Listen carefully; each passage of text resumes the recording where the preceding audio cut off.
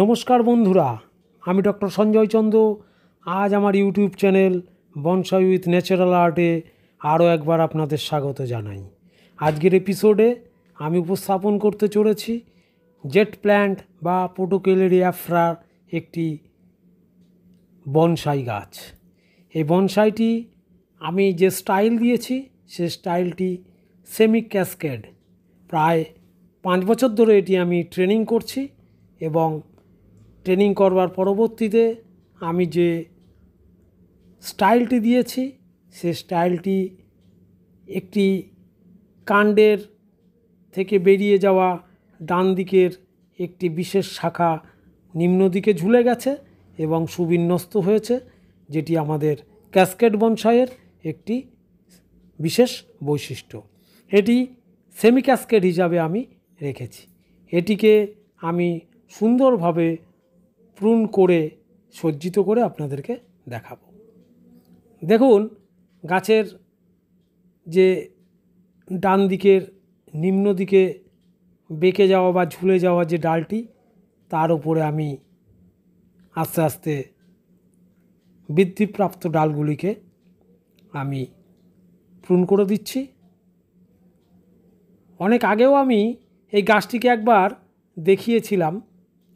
পরবর্তীতে আমি যখন গাছটিকে পুনঃপ্রতিস্থাপন করেছিলাম, রিপোর্টিং করেছিলাম, তারপরে গাছটি আস্তে আস্তে বৃদ্ধি পেয়েছে, তার শাখা প্রশাখা বৃদ্ধি পেয়েছে।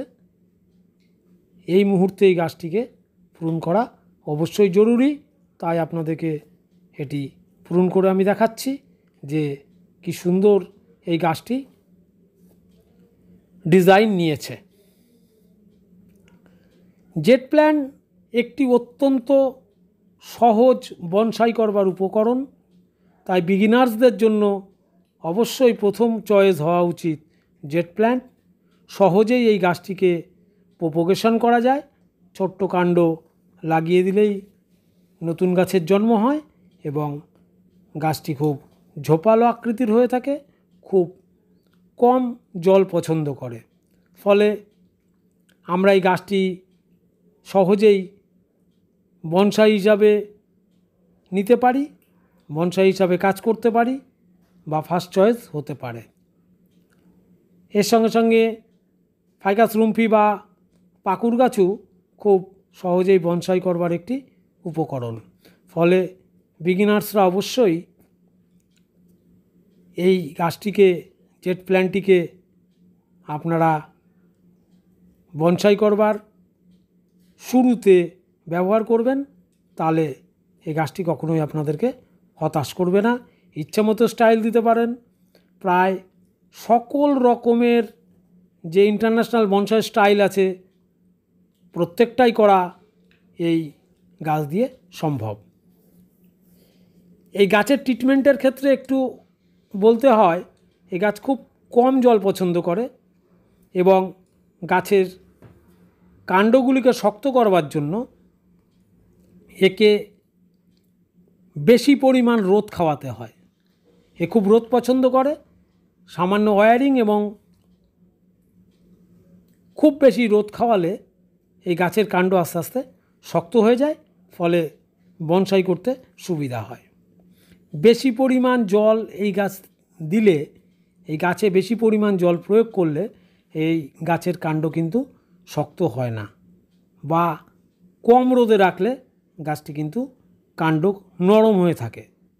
ফলে আপনারা এই বিষয়গুলির ওপরে খেয়াল রাখবেন এবং এই জেট প্ল্যান্টটিকে আপনাদের বনসাই উপকরণ হিসাবে ব্যবহার করে সুন্দর বনসাই সহজেই করে ফেলতে পারবেন। আমিও বনসাইয়ের বিভিন্ন রকম স্টাইল এই জেট প্ল্যান্টের ওপর করেছি। আপনারা প্রত্যেকেই এই গাছটিকে ব্যবহার করবেন। আমার চ্যানেলে যারা নতুন দেখছেন তাদেরকে সবাইকেই স্বাগত জানাই। আমার চ্যানেলটিকে সাবস্ক্রাইব করে আমার সঙ্গে থাকুন, আর অবশ্যই এই ভিডিওটিকে আপনারা লাইক শেয়ার করতে ভুলবেন না, আর অবশ্যই কমেন্ট করবেন। কমেন্টের মাধ্যমে আমরা অনেক কিছু জানা অজানা জিনিস আদান প্রদান করতে পারি। এই গাছটিকে ইনফর্মাল আপরাইটে রেখে সেমি কাসকেড করেছি। গাছের ডান দিকের একটি শাখাকাণ্ডকে আমরা সেমি কাসকেড রূপ দিয়েছি, ডান দিকে ঝুলিয়ে দিয়েছি, আর গাছটির টোটাল ফিগারটাকে রেখেছি ইনফর্মাল আপরাইট। দেখুন ডানে বামে প্রত্যেক স্থানেই প্যাড সৃষ্টি হয়েছে এবং এপেক্স কমপ্লিট হয়েছে।